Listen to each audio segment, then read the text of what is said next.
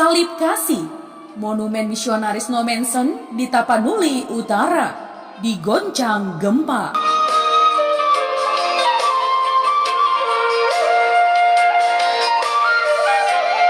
Iya teman, Salib Kasih berdiri kokoh menghadap ke kota Tarutung dan dilengkapi dengan kapel yang disebut Rumah Doa. Terletak di Bukit Dolok Siatas Barita, Kabupaten Tapanuli Utara, Provinsi Sumatera Utara. Iya, Bukit Salib Kasih berjarak sekitar 2 km dari kota Tarutung, teman. Adapun salibnya memiliki ketinggian 30 meter dari permukaan tanah. Salib ditopang 3 tiang besar dengan ukuran yang besar dan mudah dilihat dari kejauhan.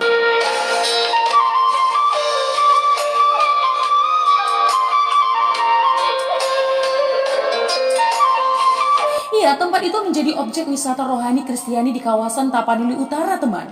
Diminati dan ramai dikunjungi wisatawan, mancanegara maupun wisata lokal, terutama nih ya, pada hari raya Kristiani seperti Natal atau Paskah.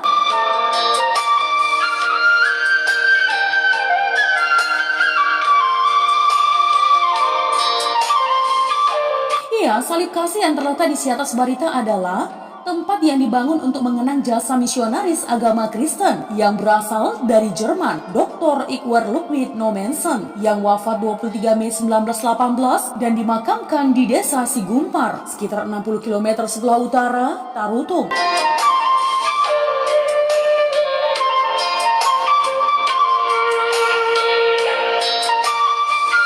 Nah teman, tempat itu pula pada 1863 merupakan tempat Nommensen untuk memandang ke arah Rurasi Lindung di bawahnya. Ya, persis di belakang mimbar terdapat sebuah batu besar.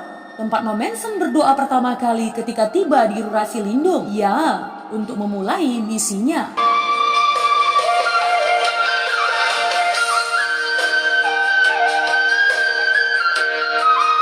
Nah teman, di lokasi wisata Salib terdapat beberapa rumah doa ya, wahana selfie, tempat penjualan souvenir, tentang Salib Kasih, parkir yang luas, rumah makan, dan beberapa fasilitas lainnya.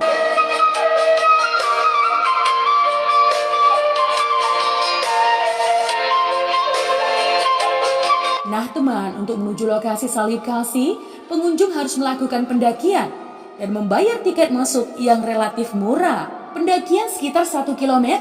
Dapat dilakukan sambil menikmati perbukitan yang teduh dan tenang, suara semilir angin di antara dedaunan pohon pinus di sekitarnya.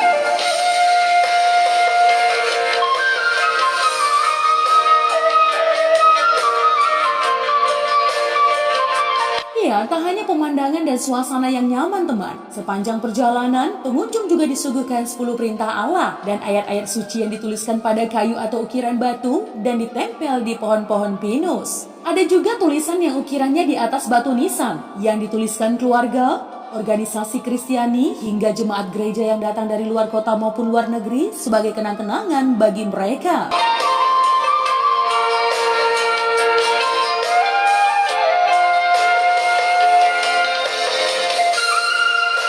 Ya, tempat tersebut juga dibangun kapel-kapel yang berasal dari donasi wisatawan lokal yang sukses di perantauan. Setiap pengunjung teman bisa berdoa di ruangan yang berukuran 2 kali 2 meter dengan khusyuk. Selain itu, terdapat sebuah aula yang biasa digunakan untuk kebaktian wisata rohani.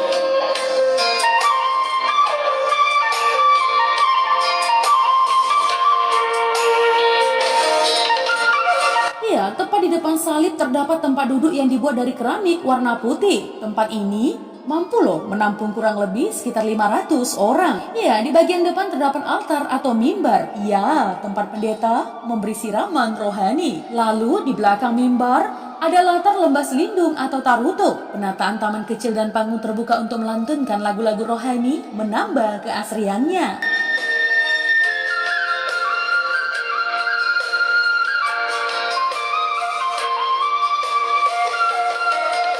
Nah teman, pada malam hari, Salib Kasih memancarkan cahaya yang menyebarkan rasa kedamaian. Cahaya Salib Kasih juga melengkapi serta mengisyaratkan Tarutung sebagai kota wisata rohani yang damai dan religius.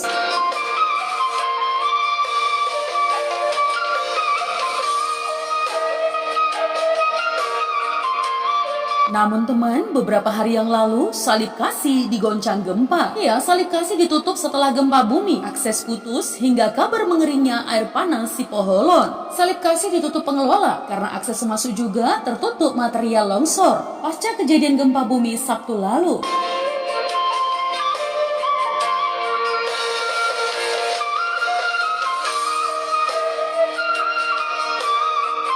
Menurut laporan ya, setelah gempa bumi terjadi, jalan sepanjang 50 meter menuju lokasi wisata Salib Kasih Siatas Barita putus total. Timbunan material tanah membuat jalan tidak bisa dilalui pengendara yang hendak ke Salib Kasih maupun ke kawasan Pangaribuan, Kabupaten Tapanuli Utara.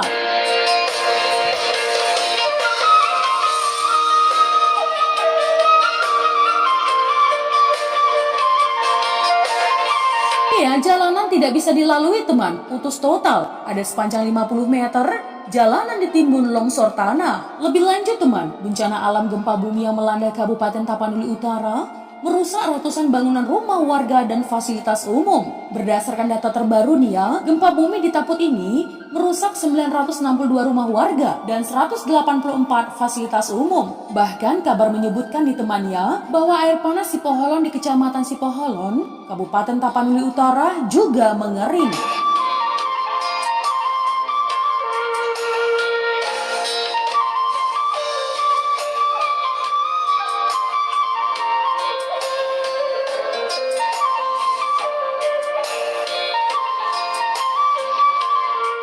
Tuan Sipakur, anjing perisai, Nomensen.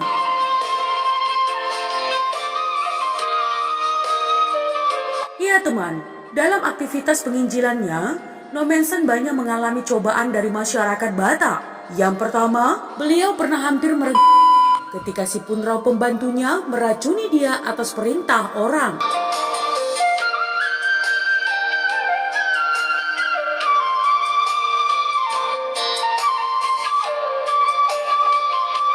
Percobaan kedua kepada beliau ketika Raja Panalungkup mengendap-endap ke dapur untuk memasukkan racun ke makanan Nomensen. Namun ajaib teman, setelah menyantap buburnya, beliau tetap segar bugar.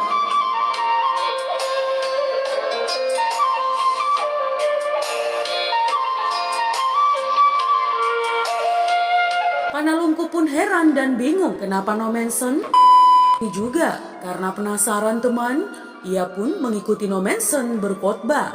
Ya, selesai kebaktian, Panalungkup pun menemui Nomensen dan bertanya, apakah Tuan tetap memaafkan jika seseorang menyakiti hati Anda? Nomensen pun menjawab, bukan hanya memaafkan, bahkan mengampuni dan mengasihinya.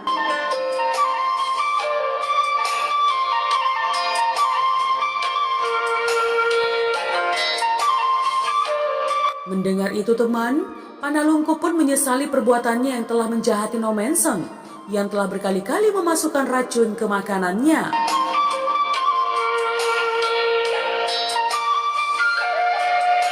Iya, Panalungkup sungguh heran sebab Nomensen tapi anjingnya lah ya karena telah menyantap bubur itu.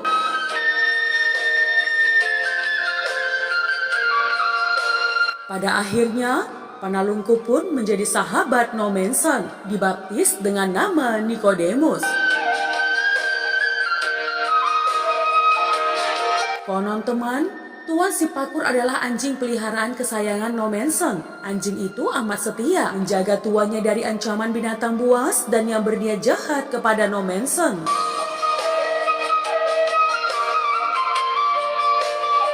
Nah teman, ketika Nomensen hendak diracuni, anjingnya inilah yang menyambar bubur itu, memakannya dan mati.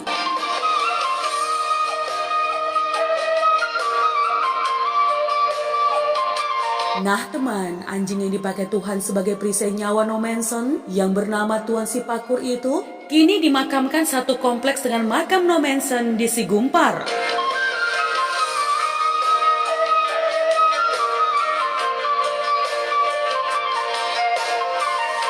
Dalam kawasan makam juga disemayamkan Frida Nomensen, putri dari Nomensen, Hulda, misionaris pengganti Nomensen, Miss Bringsmith, sekretaris Nomensen, Hans Maris Klaus, misionaris di Narumonda, dan Juster Listeneman, petugas medis Zendik.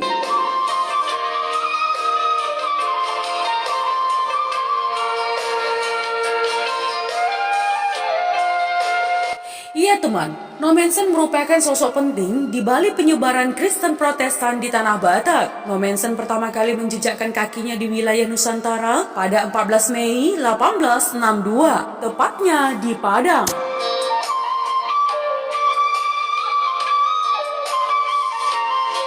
Nommensen menyebarkan ajaran Kristen Protestan di Tanah Batak hampir 57 tahun lamanya. Hasil paling besar dari usahanya itu adalah berdirinya gereja terbesar di tengah-tengah masyarakat Batak, yaitu Huria Kristen Batak Protestan atau disingkat HKBP yang masih eksis hingga saat ini.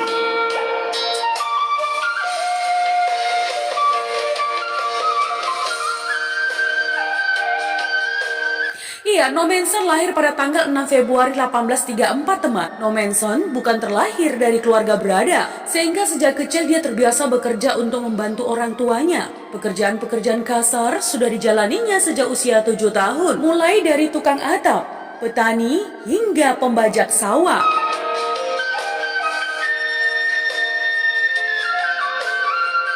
Pada usia 12 tahun, Nommensen mengalami kecelakaan yang mengakibatkan kakinya patah. Akibatnya teman, Nommensen harus berbaring di tempat tidur selama berbulan-bulan lamanya. Dalam kondisi tersebut teman, Nommensen berdoa agar diberi kesembuhan. Dia berjanji akan menyebarkan ajaran Injil sesudah sembuh nanti.